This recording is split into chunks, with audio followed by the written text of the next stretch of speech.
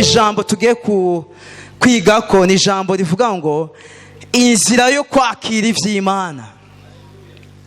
Yesu ashimwe. Turakeneye inzira idutwara kwakira iby'Imana. Aha twese nk'ishengero bene data turafise ibyo tugomba kwakira bitandukanye. Aha nta muntu yovuga ati ntaco mpajije, ariko umwe wese hano arafise icyo agomba kwakira. Kumbure ushaka kwakira ugukira indwara, amen, ndetse urashaka kuba ufise inyota yo gushika ku gikorwa kanaka. Birashoboka yuko ugomba kuja mu ivugabutumwa. Haleluya. Uragomba kuganya cyane, uragomba kuzana imitima kuri Kristo Yesu. Bene data, ni byinshi tugomba kwakira ku Mana. Hari igihe umuntu yumva ari wenyene agashaka kwagukirwa. Hari igihe umuntu yumva ahahajwe, munagahazwa n'abantu, munagahazwa n'indwara, munagahazwa n'impwemu mbi. Uwo muntu akumva akeneye kwakira, kuruhuka no kugubwa neza. Yesu ashimwe. Haleluya. Rero ni byinshi tugomba kwakira bene data. Hari igihe umuntu yumva atagukiwe akagomba kwagukirwa. Hari igihe umuntu yumva atamunezero afise, hamwe na hamwe ntamenye icyo bivako cyane akaba abizi.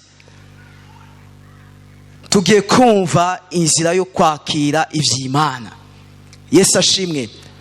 Ariko kandi no kubaza ni giki ukeneye kwakira ku Mana. Yesu ashimwe. Hari igihe ubona umuryango ukabona umuryango urugaye, ariko ngomba kukubwira yuko Imana dusenga ni Imana yugura imiryango yugaye. Haleluya. Hari igihe uri ahantu ukabona urarambiwe n'aho hantu uri, ariko Imana twashengereye ni Imana ihindura ibihe. Yesu ashimwe. Ariko icyo dukeneye tugomba kumenya ati mbega inzira yotuma twakira iby'Imana ni iyihe? Turaza gusoma muri Matayo igice cya 4. Ubutumwa bwiza bwanditswe na Matayo igice cya 4. Ikindi kibazo gikunda kuhaba nuko bamwe bibaza ko Imana idashaka kubaha. Haleluya. Imana ishaka kuguha gusumba uko uvyiyumvira wowe. Haleluya. Niyo nizitizi. Aho umuntu yamaze iti sindabizi ko ari ubushake bw'Imana. Burya ubushake bw'Imana turabuvangirirwamwo. Yesu ashimwe. Haleluya. Imana iragomba kuguha mwene data. Yesu aravuga muri Yohana igice cya 6 ngo kugera ubu ntaco mwasavye. Naco mwasavye mu izina ryanje, musabe muzohabwa, kugira ngo umunezero wanyu wuzuzwe. Yesu ashimwe. Ikindi gihe Yesu yegerwa n'umunyamibembe, aramubwira ati mugenzi ukunze wo mpumanura. Uwo munyamibembe ikibazo yari afise suko Yesu adashoboye, ariko yakestiona ugushaka kwa Yesu. Yesu aravuga ati ndakuze humanuka. Yesu ashaka kukugirira neza.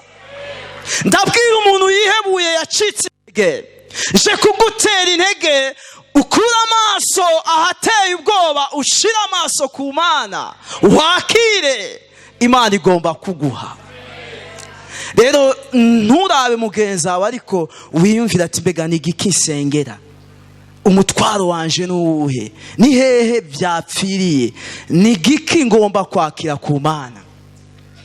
Ubutumwa bwiza bwanditse na Matayo igice cya 4 umurongo wa 12. Taza gukoresha iki gisomwa kuva ku murongo wa 12 gushika ku murongo wa 17. Ku murongo wa 12 avuga ati yumvise ko Yohana yashizwe mu ibohero, Yesu aja i Galilaya. Amen.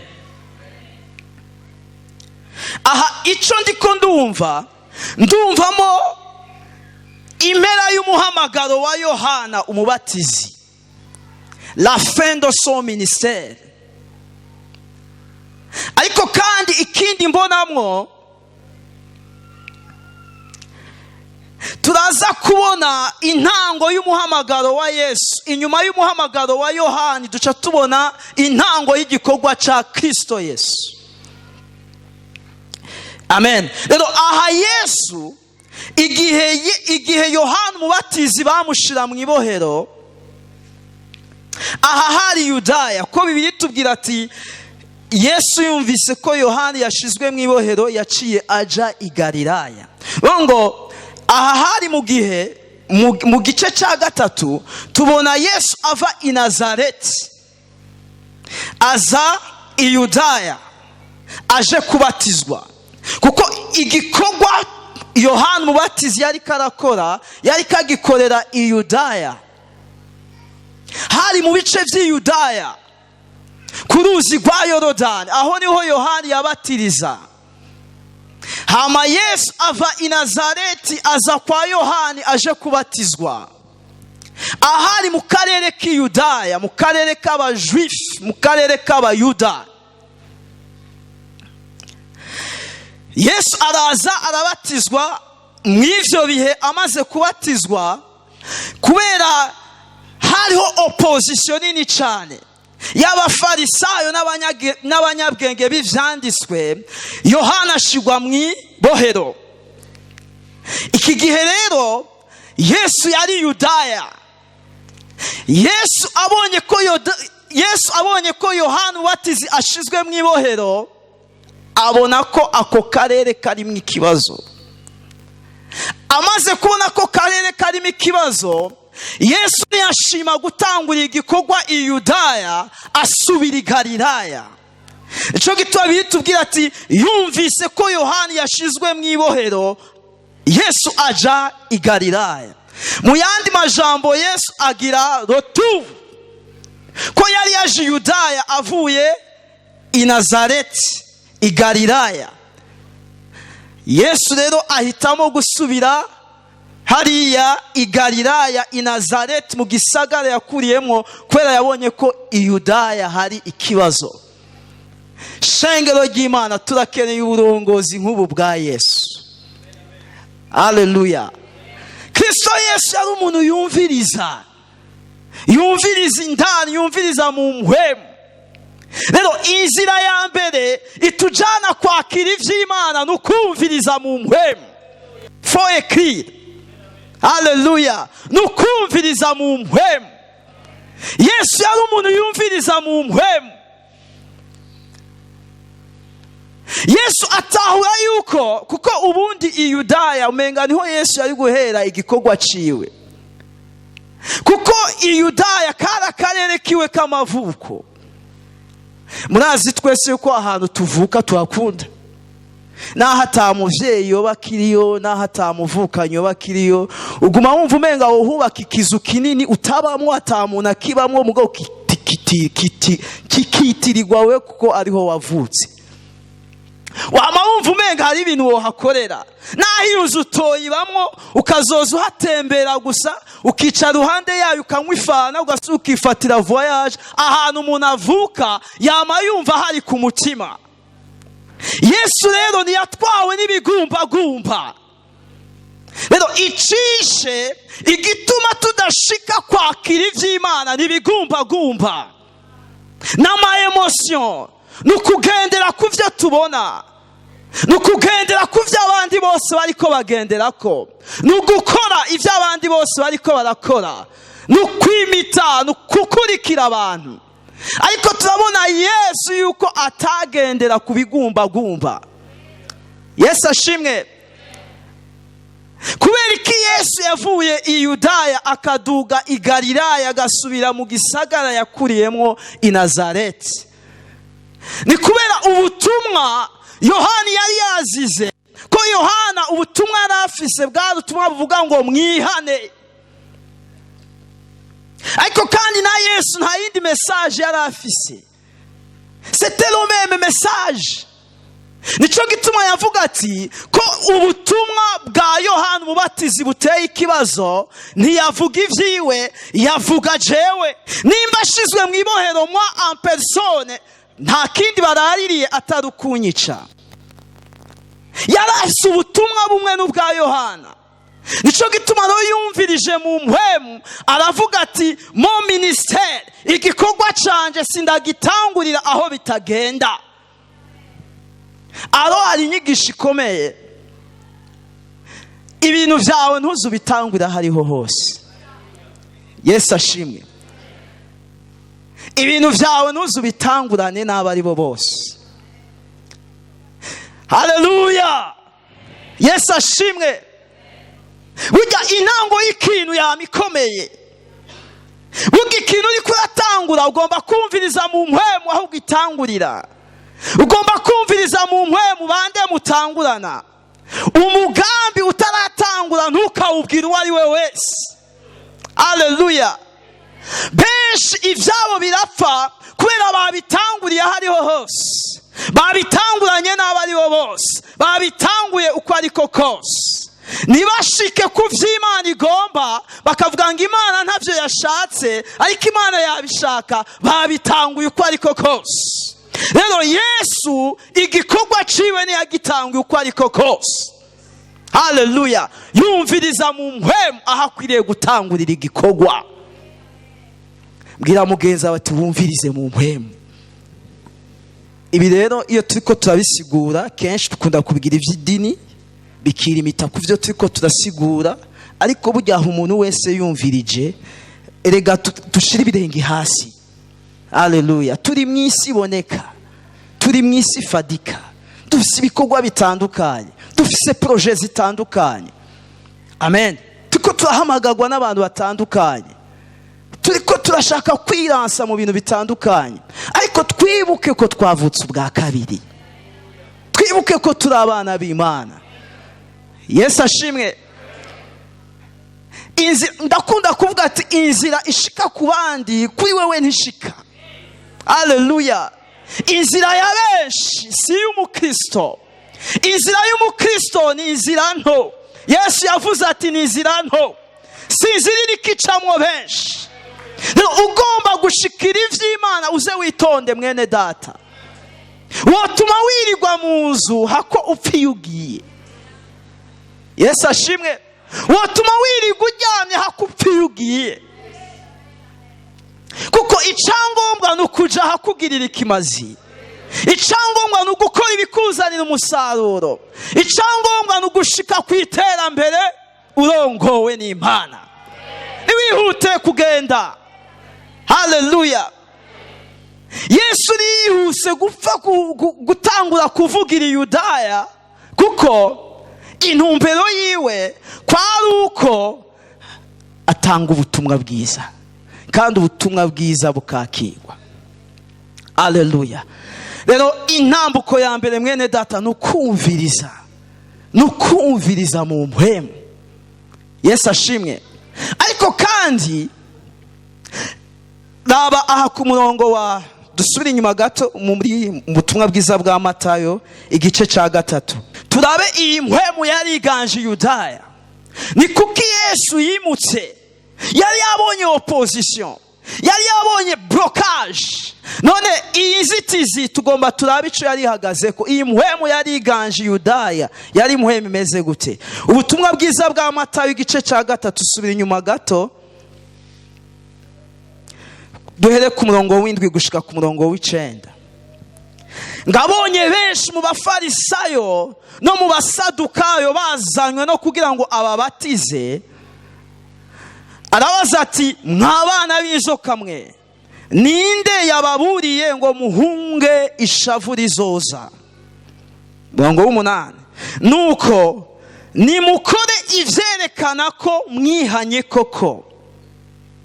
Ntimwiyumvire muti ngo turafise data Aburahamu. Ndababwira yuko aya mabuye Imana ishobora kuyakuramwo abana ba Aburahamu. Yesu ashimwe. Ubundi abayuda Yohana avuga ati c'est vrai, mu mitwe muvuga ati turi abana ba Aburahamu. Abayuda abafarisayo bari bazi Imana ya Aburahamu, Isaka na Yakobo. Bari bazi ico Imana yavuze biciye muri Aburahamu. nico gituma bavuga ati twebwe turi uruvyaro rwa Aburahamu, kandi vyari vyo kwari ukuri. Rero bemera Imana ya Aburahamu, bakemera n'ivy'abahanuzi bavuze, cane cane umuhanuzi Mose, ko bari bahagaze ku vyagezwe vya Mose. Ariko rero ikibazo bafise, raba ingene Yohana babwira. Yohana avuga ati nivyo, ndabona yuko muhagaze cane kuko muri abana ba Aburahamu, kandi nivyo, ariko rero nibitume mubi ntagondwa. Yesu ashimwe. Nibitume mugarariza, kuko Imana irashobora kuvyura abana ba Aburahamu mu mabuye. Mu yandi majambo, icizegwa mufise cuko mu ruvyaro rwa Aburahamu nico. Mugabo iruhande y'ico cizegwa mwasaba kugenda mwumviriza. Amen. Mwasaba kugenda mwumviriza ico Imana ishaka gukora ku munsi ku munsi. Birashika kenshi tugahagarara ku vyo tuzi, ugasanga amajambo y'Imana twarayumvise, ariko ijambo ry'Imana bene data, intumbero y'ijambo ry'Imana si ukugira ugire ubumenyi, ariko intumbero y'ijambo ry'Imana ni ukuguhindura. Ijambo ririmo ubumenyi nirizana ihinduka, iryo jambo naco rikumariye. Amen. Kuko ijambo, ubundi ijambo ufise, umwanditsi wa Zaburi yavuze ngo ijambo ry'Imana ni iki? Ni itara. Haleluya. Ni itara rimurikira ibirenge vyanje. Ijambo ufise si iryo kuguha ubumenyi gusa, ni iryo kukumurikira. Haleluya. Rikumurikira ryari? Iyo bukeye ugendagenda ngaha mw'isi, ijambo ni iryo kukumurikira. Yesu ashimwe. Ni iryo kukumurikira. Ubundi ijambo wakiriye, wewe ukanezerwa ko waryakiriye, warimenye, iyo iryo jambo ku munsi udahiga kumenya ico Imana igomba gukora muri biciye muri rya jambo, ntibibuza kugwa mu vyaha. Nivyo caye sivyo? Nivyo. Ntibibuza gukora amafuti, ntibibuza kugwa mu vyaha, kuko ntirihari kugira ngo ryuzuze umutwe, ariko rihari kugira ngo rigende rirazana ihinduka mu bugingo bwawe. Haleluya. Nico gituma Yohana ubatiza ababwira ati c'est vrai, muri abana ba Aburahamu, nivyo ntituvyanse, ariko kuba muri abana ba Aburahamu ntimwagomba kuvyumirako ngo mugeraho muhusha igikorwa c'Imana ku buzima bwanyu. Kuko Yohana ubatizi yari kavuga Kristo. Rero Yesu kuva i Yudaya, nukuvuga ngo i Yudaya bahushije Romesi, bahushije agakiza. None Yesu yigiriye, umva batahomvye, barahushije umugambi w'Imana ku buzima bwabo, bahushije agakiza. Yohana avuga ati naho mugara, Imana ishaka kuvyura abana ba Aburahamu mu mabuye. Mu yandi majambo, mwari mukwiye kwitegurira kumenya ko biciye muri Aburahamu, mukamenya mugasuzuma, rero ni gute ivy'Imana yavugiye muri Aburahamu bigomba gushika mu buzima bwanyu. Mugomba kuba maso, nimuvyubake ngo muvyumireko, ariko mugomba kumenya que est la connexion. Yesu ashimwe. Ni giki kizoza guhuza ivyo Imana yavugiye muri Aburahamu n'ubuzima bwanyu? Ni Kristo Yesu. Amen. Haleluya. Bene data, turakeneye kumviriza mu mpwemu, turakeneye kumviriza mu mpwemu. Ku munsi twagomba kugenda twumviriza mu mpwemu, tukamenya igikorwa c'Imana ca buri munsi. Twagomba gushira ivyiyumviro vy'Imana ku mwanya w'Imana. Twakeneye kuba aju. Haleluya. Mu buryo bw'impwemu, kuko twama turi aju mu vy'umubiri, ariko twakeneye kuba aju mu vy'impwemu. Amen. kuko ku munsi isi barakubwira aho bigeze. Ubu bigeze hehe? Tekinoloji iri avanse, ubuhinga, ubu turi mu gihe cy'ubuhinga, turi mu gihe cy'amajambere, kandi igihe cy'amajambere kirihuta. Ku munsi rero turiko turahiga kumenya aho bigeze, ariko igihe cy'Imana mu buryo bw'impwemu kigeze he? Ngaha hantu tutariko turinjirira mu byo Imana igomba ko twakira, kuko turi ajuru mu by'isi, ariko mu by'impwemu ntituriko turamenya isaha y'Imana ku buzima bwacu. Mbariza mugenza wawe ati isaha y'Imana ku buzima bwawe ni yahe? Uri mu kihe gihe?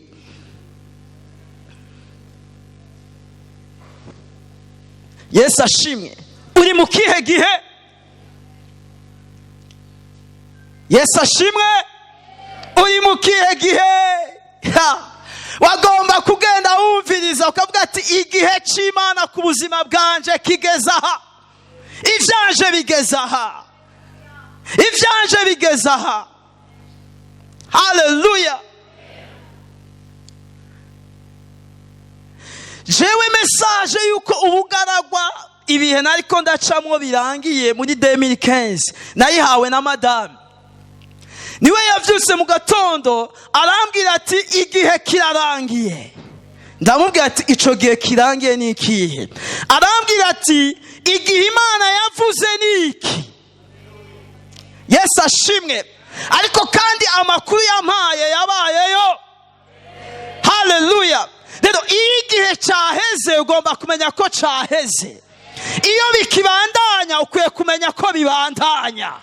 Haleluya. Ukwiye kumenya igihe cy'Imana ku buzima bwawe.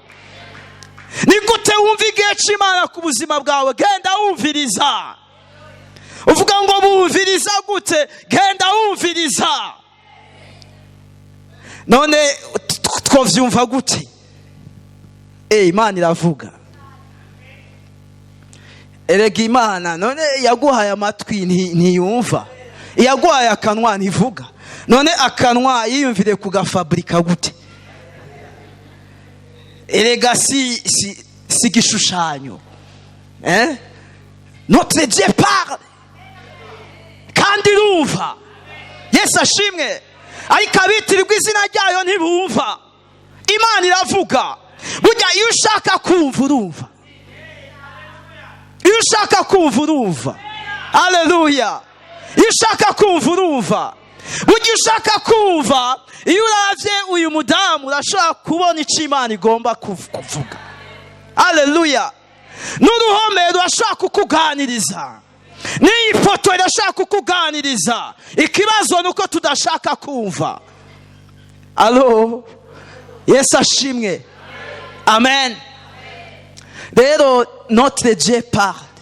Imana yacu iravuga. N'umwana muto arashaka kukubwira. Iyo uri à l'écoute, iyo ama antenne yawe mu buryo bw'impwemu yuguruye, urumva.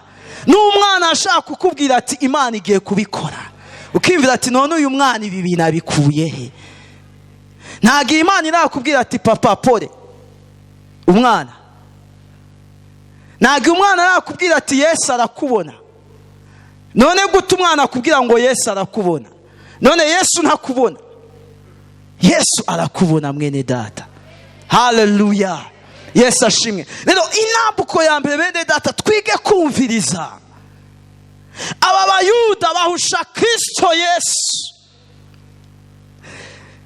Dusome umurongo uri muri Yohana igice 8.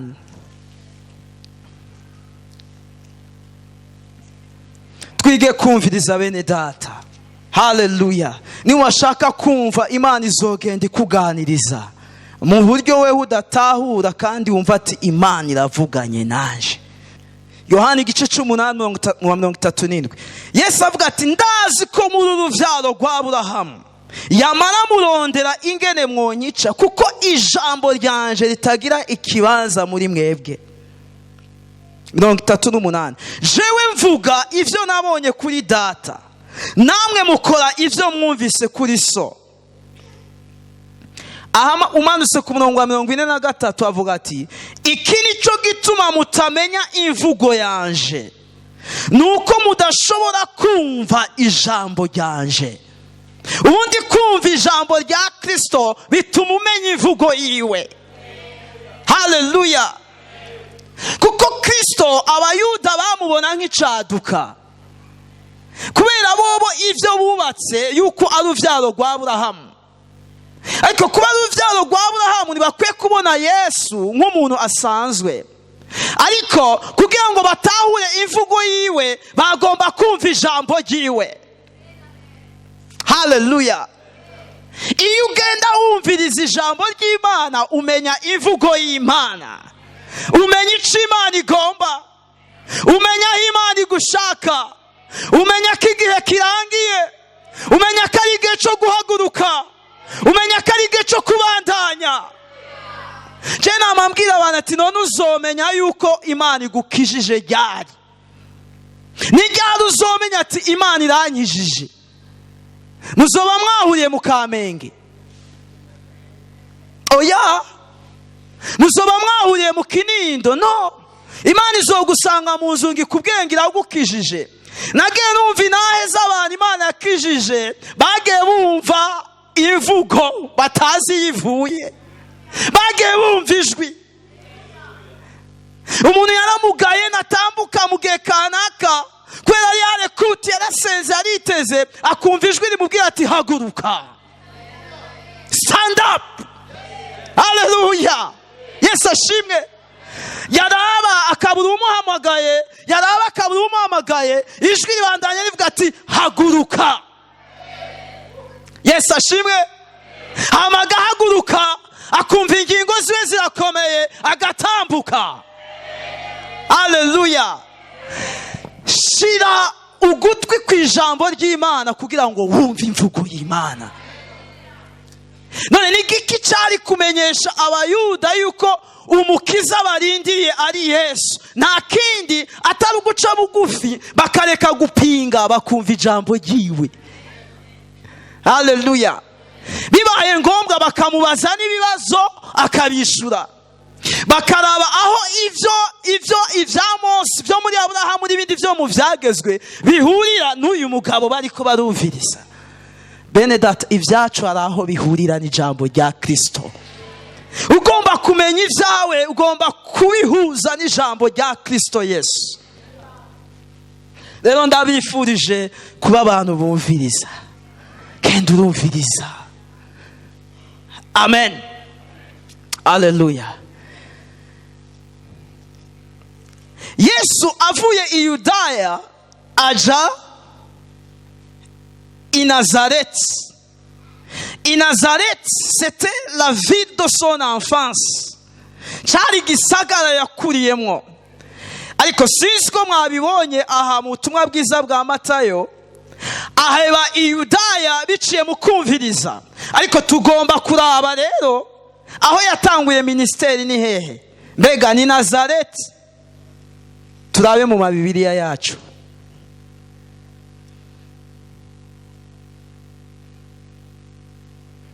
Twasomye ku murongo wa 12 ava i Yudaya aja i Galilaya aho yakuriye. Umurongo wa 13 utubwira ngo yimuka i Nazareth aja i Kapernaum hafi y'ikiyaga mu rubibe rwa Zebuloni na Naftali. Ngivyanditswe na Yesaya yavugishwa n'Imana bishike ngo igihugu ca Zabuloni n'igihugu ca Naftali ahereke ku kiyaga hakurya ya Yorodani i Galilaya mu gihugu c'abanyamahanga, abantu bari bicaye mu mwiza babonye umuco mwinshi. Abantu bari bicaye mu gihugu c'urupfu no mu gitutu cago umuco urasya ubugingo bwabo. Yesu yatanguye igikorwa i Yudaya. Nompli ntiyagiye i Nazareth aho yakuriye gutangura igikorwa, acava aho yakuriye aja gutangura igikorwa i Kapernaum. Ubundi igikorwa ca Kristo Yesu catanguye i Kapernaum. Kubera iki? hari impamvu Yesu yavuye mu gisagara cy'iwabo aja gutanguza igikorwa i Kaperinaumu. Turabe icatumye Yesu adatangura igikorwa i Nazareti aho yakuriye, mu butumwa bwiza bwa Matayo igice ca 13.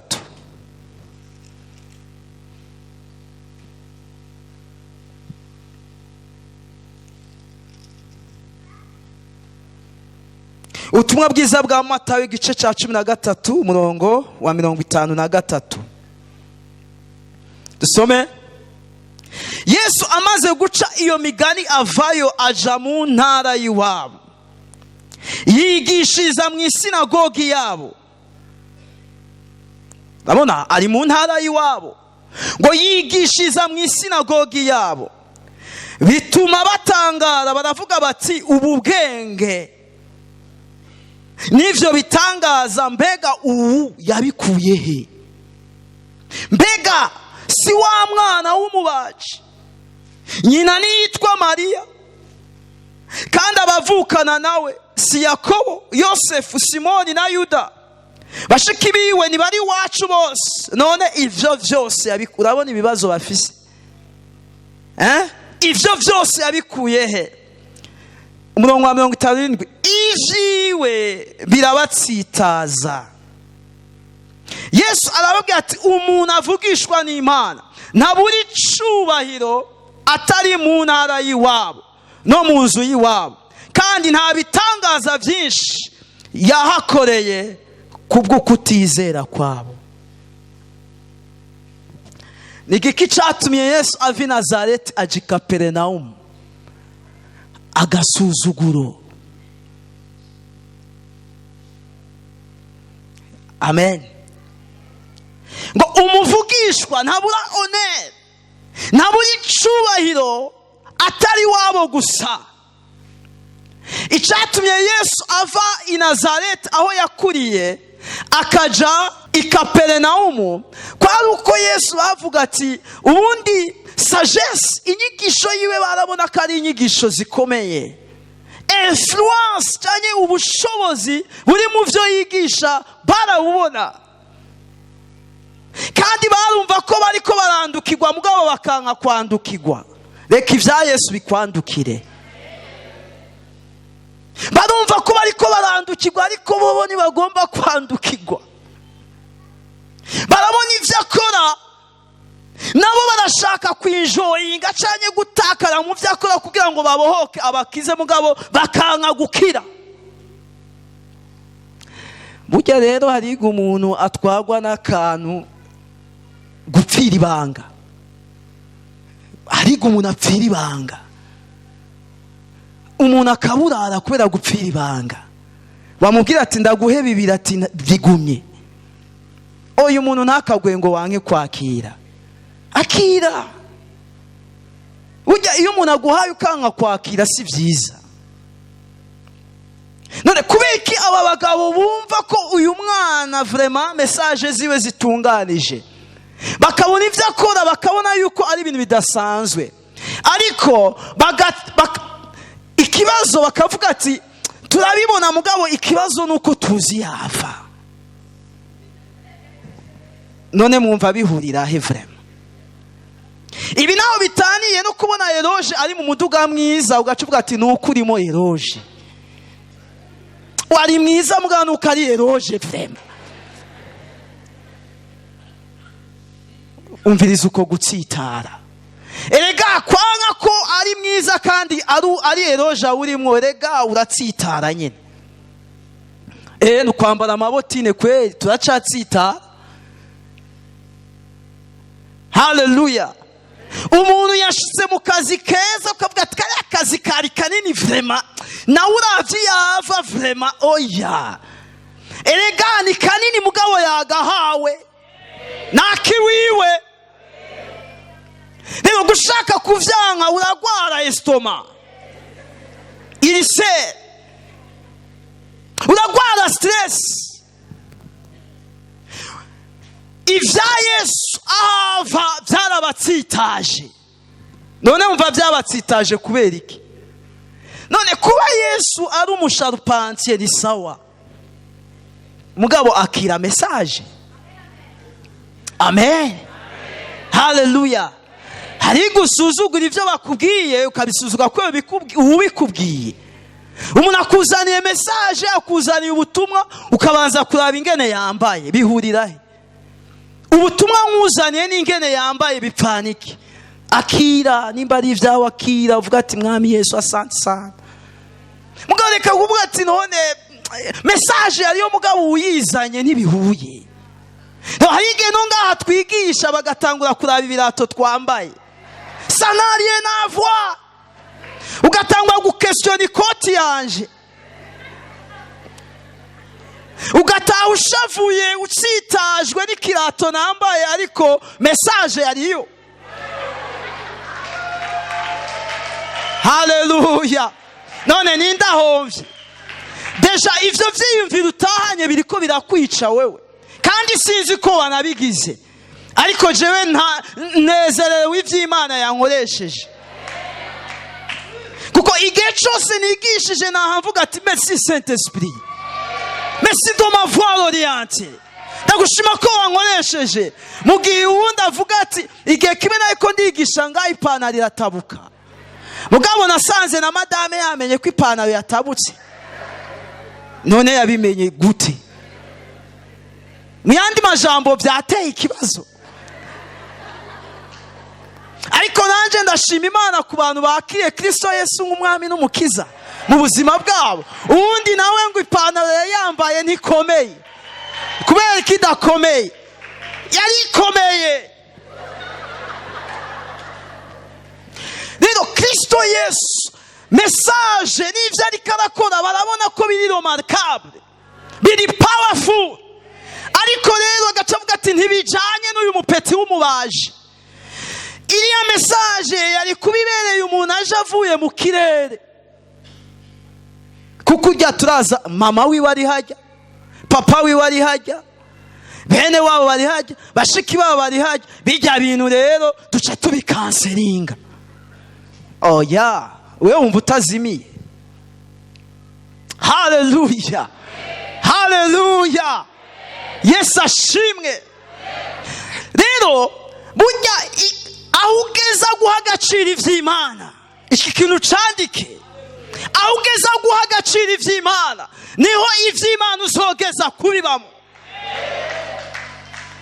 Rero hari abantu badaha agaciro ivy'Imana, bafata ibintu vy'Imana nk'ibintu babifata minenegwe. Kudaha agaciro ivy'Imana, kwifata minenegwe, ugacushiramo n'agasuzuguro, urugeye, ubwibone. Rero ugomba ko ivy'Imana ubibamo. Kuko ngo inzira ya kabiri yo gushika ku vy'Imana igomba nukubiha agaciro, cyo kuvyonora, biha agaciro. Yesu avuga ati umuvugishwa n'Imana ntareka guhabwa icubahiro atari wabo gusa. Nico gituma Yesu ataco yakoreye ahava yaciye yigira i Kaperinaumu. Kandi beaucoup de miracles, ibintu Yesu yakoreye i Kaperinaumu ni vyinshi cyane. Raba ubutumwa bwiza bwa Mariko buriko burahera, bazokubwira yuko ibyo Yesu yakoreye i Kaperinaumu ni vyinshi cyane. Beaucoup de miracles. Kubera iki? Yesu i Kaperinaumu il était renommé comme enfant, comme envoyé, comme Dieu. Yari renommé, yakiranywe iteka. Ntiyari umwana w'umubajisha, yari umwami n'umukiza w'ubugingo bwanje. Yari umukiza aje kumbohora, yari umukiza aje kunkiza, yari umwana w'Imana nzima. Uwo Yesaya aramwishurirwa mu gice c'icenda avuga ati duhawe umwana, ubutware buzoba ku bitugu vyiwe, ingoma yiwe nizohanguka. Yesu mu gice ca kane ca Luka aravuga ati naje kubohora abanywagutse imitima, naje kugira ngo ababoshwe bidegenvye. Nitukira imbohe, nitukira abaja, turabidegenvya biciye mw'urya nyene. Haleluya. Yesu Kaperinaumu yari yubashwe cyane. rero uko Yesu agenda yubahwa, aleluya, uko agenda ni muremure, ni munini cyane, ntawo murengera. Uko Yesu agenda aba honore muri wewe, agenda ahabwa ikuzo, agenda ahabwa icubahiro, agenda aba munini, agenda avyibuha, amadayimoni arahunga, indwara zirakira, umwidegemvyo, ukugubwa neza, ivyo ukoze biguherako. Yo, reka umwami w'amahoro ahabwe icubahiro muri wewe, reka yagukirwe, reka abe munini cyane. Ageze i Kaperinaumu, kugera naho n'abazanye ikimuga basanga muri salo, inzu arimo haruzuye, baraza haruzuye, patu haruzuye. Bageraho sinzi ko muvyumva, bageraho basiburira hejuru, baratabura, bakura ko twatire.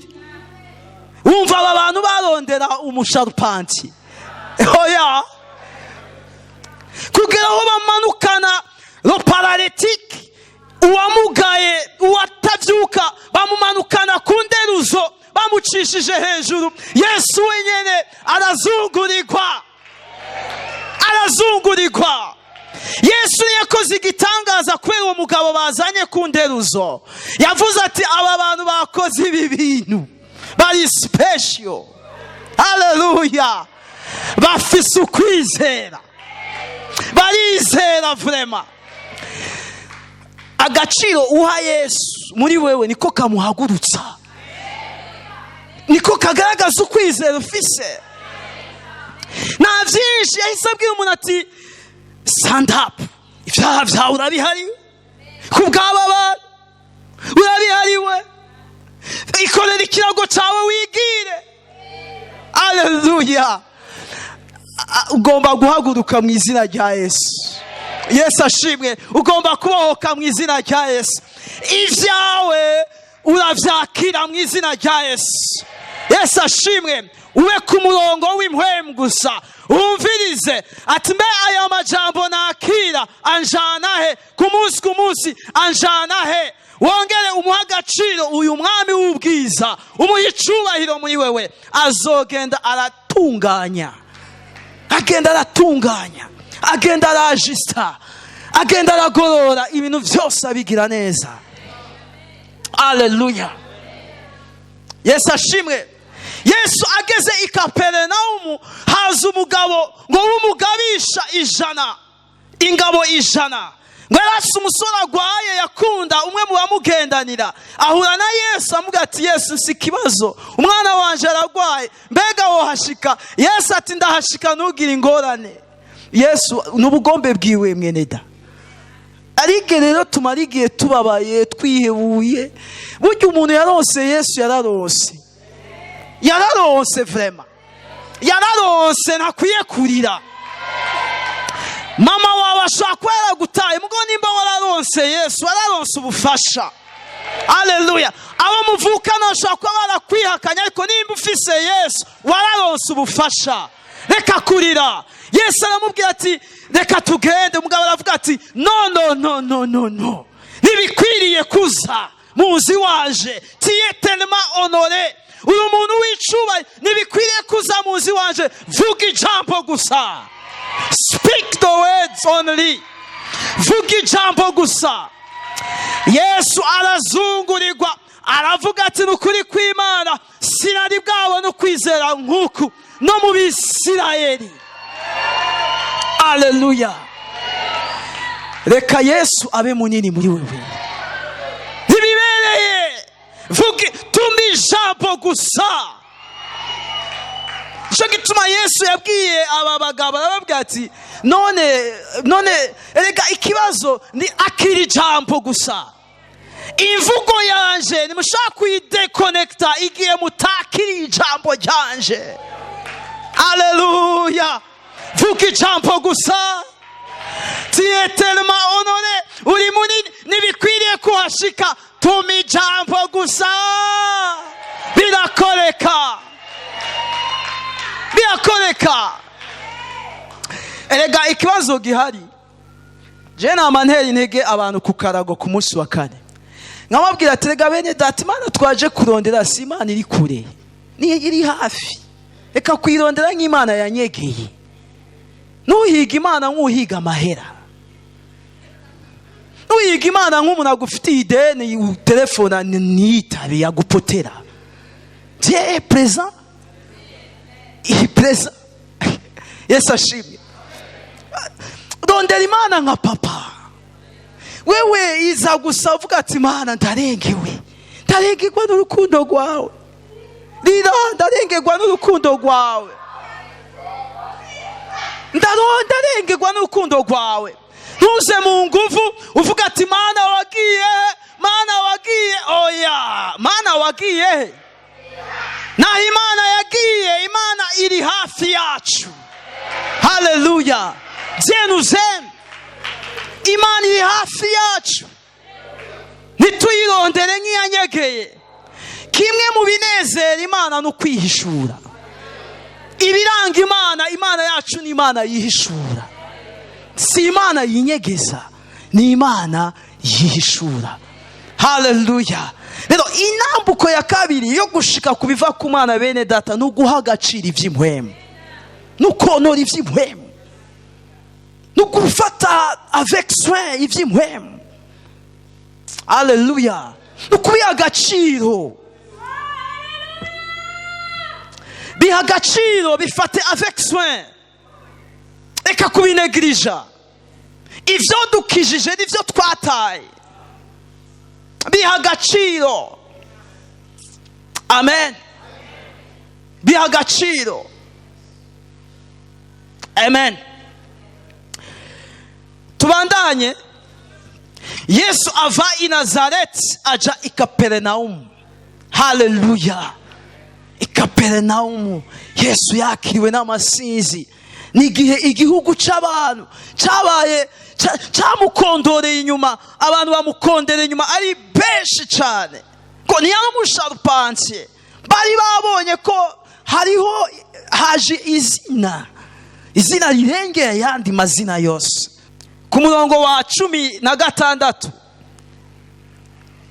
ico Matayo adekriva ubundi nivyo Yesu yakoreye Kaperinaumu. Ngo abantu bari bicaye mu mwijima babonye umuco mwinshi. Haleluya.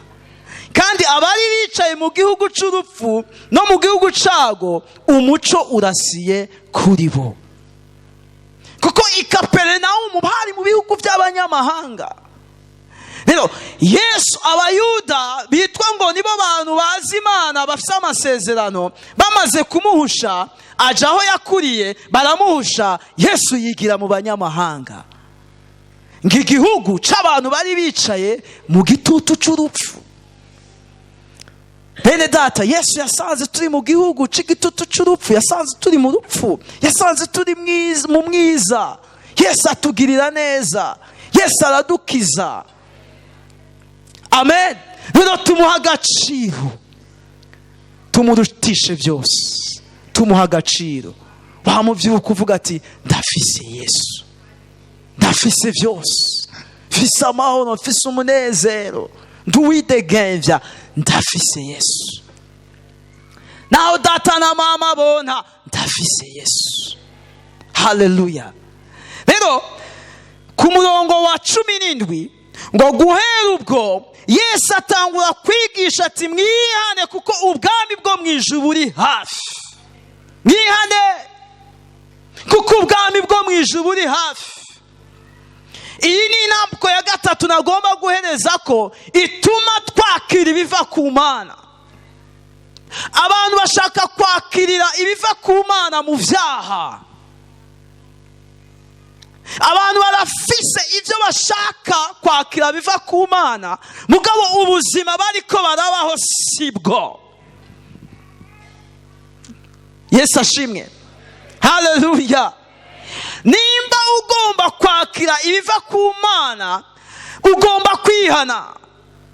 Amaro iri jambo kwihana twaryakiriye mu mvugo y'idini, mugabo ijambo kwihana, ubundi kwihana nukubona ko ivyo urimo atari ivyo ukabivamo.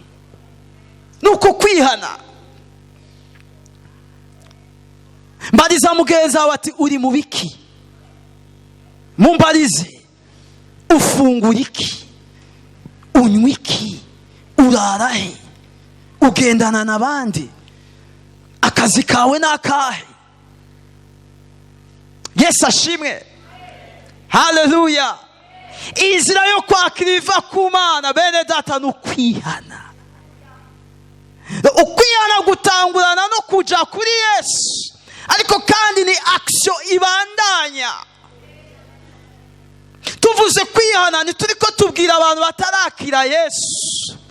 Tuvuze kwihana nanje ndibwira, kuko every day negeza kugendera mu nzira yo kwihana. N'inzira ibandanya.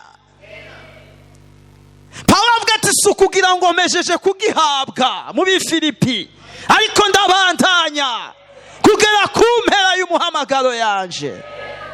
Repentance n'ubuzima bubandanya gushika ku mpera y'umuhamagaro wawe. Rero nimba ugomba kwakira igitangaza, suzuma ivyo urimo. Ubundi Imana ikorera mu bugororotsi, ibitangaza bikorekera mu bugororotsi, ibikomeye byakirirwa mu bugororotsi, ibidasanzwe byakirirwa mu bugororotsi. Ico gituma Yakobo yavuze, Yakobo mu gice ca 5 umurongo wa 16, ngo gusenga k'umugororotsi kugira ikimazi kuri vyinshi mu gikorwa cako. Nugusenga kwande kuba ari we wese. Oya, nimba waspira vrema ibikomeye mu Mana, uhagarare neza. Ariko kandi burya iyo uhagaze neza, Yesu ashimwe, iyo uhagaze neza ibintu birakoreka. Burya igituma twama tunigana ni kwera tunigana ameme turi mu murongo utari wo. Iguri mu murongo utari wo uzonigana, Yesu azorinda za ukinigana. Mugabo iyo uhagaze neza burya ibintu birakoreka. Amen. Duhereze muri Yesaya. Rero nushaka kwakirira ivy'Imana mu nzira zitarizo, ugomba guhindukira ukaja mu nzira yo. Yesaya igice ca 54 haravuga ngo nta kigwanisho. Yesaya igice ca 54 umurongo wa 17, ngo nta kigwanisho bacuriye kukugwanya kizogira ico kimara, kandi ururimi rwose ruzoguhagurukira kukuburanya uzorutsinda. Ivyo nivyo mwandu w'abasavyi banje, jewe Uhoraho, kandi uko niko kugororoka kwabo kwanduruka kuri jewe, ni jewe Uhoraho ndabivuze. Aya majambo turayatura mugabo ndakunda ingene ahera avuga ati uko niko kugororoka kwanje jewe Uhoraho. Harige twikubita kugikiriza ngo ururimi rwose ruzohagurukira kunsinda nzoruburanya, ngo nacace kungwanya kizogira ico kimara turi mu vyaha. No, ijambo ry'Imana riza rivuga ngo niko kugororoka kwanje jewe Uhoraho. Ubundi ibikorwa bikomeye vy'Imana ibikorera mu kugororoka kwayo. Haleluya. Ibikorwa vy'Imana ntibitandukanye no kugororoka kw'Imana. Ugomba ukugira neza kw'Imana, ugomba kuja mu kugororoka kw'Imana. N'iryari atacacuye kukugwanya kizogira ico kimara, n'igihe uri kuragendera mu kugororoka kw'Imana. Haleluya. N'iryari ururimi rwose ruzoguhagurika uzorutsinda, n'igihe Imana ikwishimiye. Imana ibahezagire bene data. Tashaka gukomera umwami wacu amashi. Haleluya.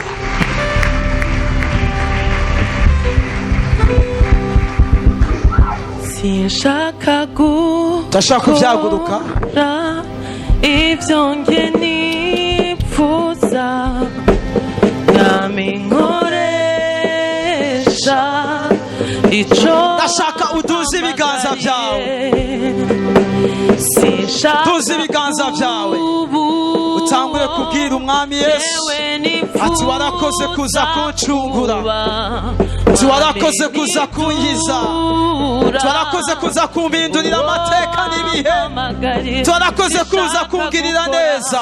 shaka gukora ibyo nje ndifuza, nkoresha icyo wampamagariye, sinshaka kuba uwo nifuza kuba, sinshaka kuba uwo jewe nifuza kuba, nkamimidura uwo wampamagariye. Duze ibiganza dusenge, uvuga ati Mana, ndanse agahahazo. Umuntu wese niyisengere ati ndanse agahahazo, kaba agahahazo k'ivyaha ndakase izina rya Yesu, kaba agahahazo k'abadayimoni turakirukanye mu izina rya Yesu. Duze ibiganza vyawe, shaka ububabara ukore aho ubabara, turagiye gusenga. Shaka kuba wumva uremerewe, turagiye gusenga wakire kugubwa neza. Shaka kuba wumva by'ukuri urushe unaniwe, shaka kuba wumva uzazaniwe, duze ibiganza vyawe usenge, turagiye gusenga. Oh, genda Yesu, genda Yesu, genda imitima, genda imitima, genda Yesu, genda Yesu. Ahari umwiza, umwiza usenyuke mu izina rya Yesu, genda Yesu. Ahari imigozi yaje kuboha ubugingo, icike mu izina rya Yesu, genda Yesu. Ahari uburemere, ahari ukuremerwa, ahari ukuruha, ahari ukunanirwa, genda Yesu, genda Yesu. Aho Yesu agenda wakire gitangaza cawe, aho Yesu akugendera wakire gukira, aho Yesu akugendera wakire kubohoka, aho Yesu akugendera wakire umwidegemvyo. O shakara baba batekera basaya, genda Yesu. Aho Yesu avugana nawe wakire ico avuganye nawe, aho Yesu akwereka umuryango wuguruye witegure kuwucamwo, aho Yesu akwereka inzira yiwe wihindukire winjire mu nzira yiwe, genda Yesu. Imyuka mibi ihunge mu bantu bawe mu izina rya Yesu Kristo, genda Yesu, genda Yesu. Ahari agahazo gasenyuke, kaba kava ku bantu, kaba kava ku mpwemu mbi, ndakirukanye izina rya Yesu Kristo, genda Yesu, genda uhure n'impwemu mbi yose iri hano yinyegeje mu bwoko bwawe, izina rya Yesu Kristo, genda Yesu. Ahari ivyugaye ivyuguruke, ahari ivyananiranye ubikore, genda Yesu. Ahari ivyaze guhinduka, uhindura amateka, uhindura ibihe, uhindura ubwoko bwawe. Turagukomeye amashi menshi. Oh haleluya, haleluya.